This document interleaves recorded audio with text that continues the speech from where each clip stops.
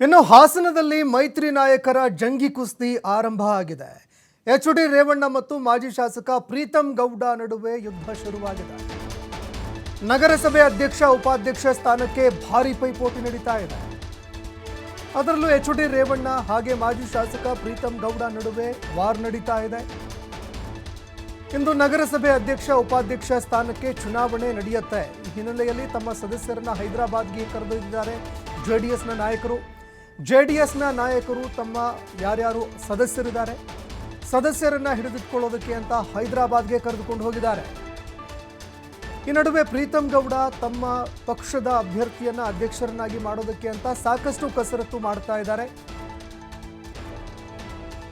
ಇನ್ನು ಮತ್ತೊಂದೆಡೆಯಲ್ಲಿ ಎಚ್.ಡಿ. ರೇವಣ್ಣ ಅವರು ತಮ್ಮ ಸದಸ್ಯರನ್ನ ಕಾಯ್ದುಕೊಳ್ಳೋದಕ್ಕೆ ಅಂತ ಸಾಕಷ್ಟು ಪೈಪೋಟಿ ಕೂಡ ನಡೆಸ್ತಾ ಇದ್ದಾರೆ.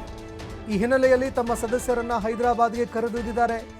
ಜೆಡಿಎಸ್ಗೆ ಇಬ್ಬರು ಪಕ್ಷೇತರರು, ಅದೇ ರೀತಿಯಾಗಿ ಇಬ್ಬರು ಬಿಜೆಪಿ ಸದಸ್ಯರು ಕೂಡ ಬೆಂಬಲ ಸೂಚಿಸಿದ್ದಾರೆ. ಮೊದಲ 10 ತಿಂಗಳು ಬಿಜೆಪಿಗೆ ಅಧ್ಯಕ್ಷ ಸ್ಥಾನ ಕೊಡಿ ಅಂತ ಪ್ರೀತಂ ಗೌಡ ಒತ್ತಾಯ ಮಾಡ್ತಾ ಇದ್ದಾರೆ. ಇಲ್ಲ, ನಾವು ಮೈತ್ರಿಯನ್ನು ಮಾಡ್ಕೊಂಡು ಬಂದಿದ್ದೀವಿ, ಈಗಲೂ ಕೂಡ ನಾವು ಮೈತ್ರಿ ಧರ್ಮವನ್ನು ಕಾಪಾಡಿಕೊಳ್ಬೇಕಾಗತ್ತೆ.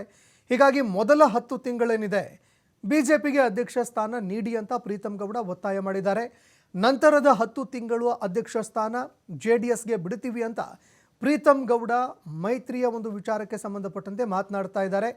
ಹಾಸನ ನಗರಸಭೆಯಲ್ಲಿ 17 ಜನ ಸದಸ್ಯರನ್ನ ಜೆಡಿಎಸ್ ಹೊಂದಿದೆ. ಜೆಡಿಎಸ್ನ ಬಲಾಬಲವನ್ನು ನೋಡಿದ್ದೇ ಆದರೆ 17 ಸದಸ್ಯರು ಜೆಡಿಎಸ್ನ ಪಕ್ಷದಲ್ಲಿದ್ದಾರೆ. ಇನ್ನು ಬಿಜೆಪಿ ಬಳಿಯಲ್ಲಿ 14 ಒಂದು ಸದಸ್ಯರ ಬೆಂಬಲ ಇದೆ. ಇನ್ನು ಕಾಂಗ್ರೆಸ್ನಲ್ಲಿ ಪಕ್ಷೇತರ ಇಬ್ಬರು ಸದಸ್ಯರಾಗಿ ಆಯ್ಕೆಯಾಗಿದ್ದಾರೆ. ಇದರಲ್ಲಿ ಬಿಜೆಪಿಯಿಂದ ಇಬ್ಬರು, ಅದೇ ರೀತಿಯಾಗಿ ಪಕ್ಷೇತರರಾಗಿ ಆಯ್ಕೆಯಾಗಿರುವಂತಹ ಇಬ್ಬರು ಜೆಡಿಎಸ್ಗೆ ಬೆಂಬಲ ಸೂಚಿಸಿದ್ದಾರೆ. ಹೀಗಾಗಿ ಪ್ರೀತಂ ಗೌಡ ಸಾಕಷ್ಟು ಪೈಪೋಟಿ ನಡೆಸ್ತಾ ಇದ್ದಾರೆ.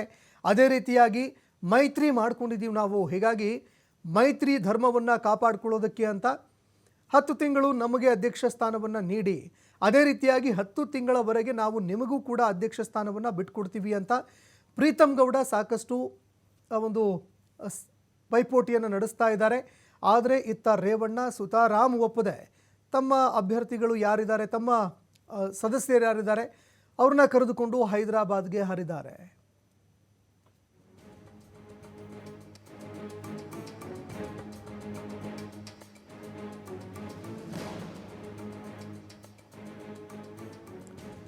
ಇನ್ನು ಇವತ್ತಿನ ಈ ಒಂದು ಚುನಾವಣೆಯಲ್ಲಿ ಏನಾಗುತ್ತೆ ಅನ್ನುವಂಥದ್ದನ್ನು ಕೂಡ ಕಾದು ನೋಡಬೇಕಾಗತ್ತೆ. ಅಧ್ಯಕ್ಷ ಸ್ಥಾನದಲ್ಲಿ ಯಾರು ಕೂರ್ತಾರೆ, ಅದೇ ರೀತಿಯಾಗಿ ಉಪಾಧ್ಯಕ್ಷ ಸ್ಥಾನ ಯಾರಿಗೆ ಲಭಿಸುತ್ತೆ ಅನ್ನುವಂಥದ್ದನ್ನು ಕೂಡ ಕಾದು ನೋಡಬೇಕಾಗತ್ತೆ.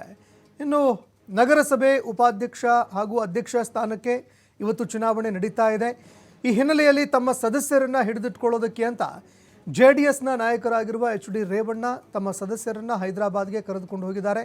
ಇನ್ನು ಮತ್ತೊಂದೆಡೆಯಲ್ಲಿ ಪ್ರೀತಂ ಗೌಡ ತಮ್ಮ ಪಕ್ಷದ ಅಭ್ಯರ್ಥಿಯನ್ನು ಗೆಲ್ಲಿಸ್ಕೊಂಡು ಬರೋದಕ್ಕೆ ಅಂತ ಸಾಕಷ್ಟು ಪೈಪೋಟಿ ನಡೆಸ್ತಾ ಇದ್ದಾರೆ. ಮತ್ತೊಂದೆಡೆಯಲ್ಲಿ ಮೈತ್ರಿ ವಿಚಾರಕ್ಕೂ ಸಂಬಂಧಪಟ್ಟಂತೆ ಅವರು ಮಾತುಕತೆ ನಡೆಸ್ತಾ ಇದ್ದಾರೆ. ಇಲ್ಲ, 10 ತಿಂಗಳು ನಮ್ಮ ಪಕ್ಷಕ್ಕೆ ಅಧ್ಯಕ್ಷ ಸ್ಥಾನವನ್ನು ನೀಡಿ, ಇನ್ನುಳಿದ 10 ತಿಂಗಳು ನೀವು ಅಧ್ಯಕ್ಷ ಸ್ಥಾನವನ್ನು ಮುಂದುವರಿಸ್ಕೊಳ್ಳಿ ಅಂತ ಪ್ರೀತಂ ಗೌಡ ಮಾತನಾಡ್ತಾ ಇದ್ದಾರೆ.